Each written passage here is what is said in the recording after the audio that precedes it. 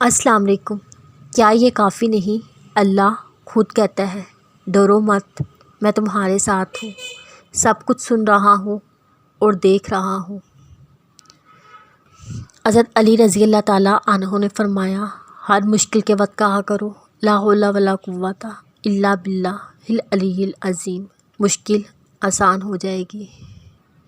انسان کو اہمیت دیا کرے، پیسوں کو نہیں، کیونکہ امیر کو غریب اور غریب کو امیر ہونے میں اتنا وقت نہیں لگتا۔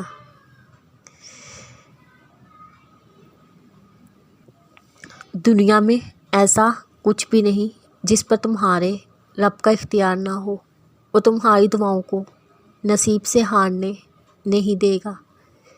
زندگی کی سختیوں کے درمیان ہر وہ لمحہ حسین ہے جس میں محبت کا جواب محبت سے ملے۔ وہ غلطی سب سے بڑی غلطی ہے جس کے غلط ہونے کا احساس تک نہ ہو۔ جب کبھی تمہیں اپنے رزق میں کمی نظر آنے لگے، کچھ مال اللہ کو دے کر اللہ کے ساتھ تجارت کر لیا کرو۔ اب تمہارے لیے جلد اللہ کی مدد آئے گی۔ رشتوں کی خوبصورتی ایک دوسرے کی بات کو برداشت کرنے میں ہے۔ بے عیب انسان تلاش کرو گے، اکیلے رہ جاؤ گے۔ میں نے کچھ لمحے خاموش رہ کے دیکھا، میرا نام تک بھول گئے میرے ساتھ چلنے والے۔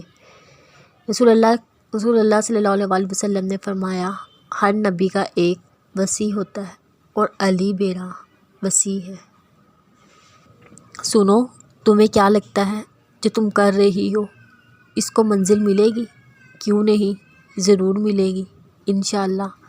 لیکن یوں اس طرح ایک نامحرم سے باتیں کرنا، اس سے طوائف لینا، کیا یہ اچھا کام ہے؟ آپ کو لگتا ہے وہ نامحرم آپ کے ساتھ مخلص ہے؟ کیا وہ آپ کا محرم بنے گا؟ کبھی بھی نہیں۔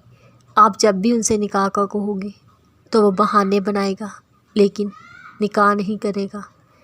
میں تو بس یہی کہوں گی، اپنے آپ کو بچا لو، نکال لو اپنے آپ کو اس دلدل سے، اس سے پہلے کہ دیر ہو جائے۔